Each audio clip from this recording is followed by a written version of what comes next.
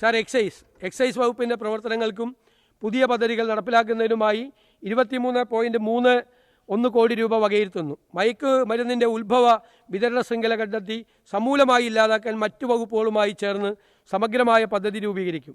ലഹരി, മദ്യപാനം എന്നിവയുടെ ദൂഷ്യവശങ്ങളെക്കുറിച്ച് വ്യാപകമായ പ്രചരണം നടത്തും. എക്സൈസ് വകുപ്പിന് മാത്രമായി ഒരു കെമിക്കൽ എക്സാമിനേഷൻ ലാബറട്ടറി രൂപീകരിക്കും.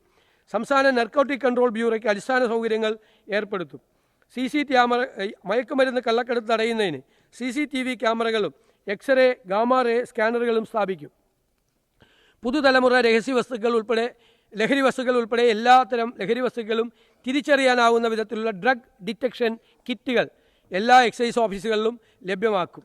സാർ, മാവേലിക്കര റേഞ്ചിൽ നിന്നും ചെട്ടിക്കുള, വരണിക്കാവ് പഞ്ചായത്തുകളെയും കായംകുളം റേഞ്ചിൽ നിന്നും പത്തിയൂർ പഞ്ചായത്തും നൂറാട് റേഞ്ചിൽ നിന്നും വള്ളിക്കുന്നം പഞ്ചായത്തും ചേർത്തുകൊണ്ട് ഒരു പുതിയ മാതൃക റേഞ്ച് ഓഫീസ് സ്ഥാപിക്കും.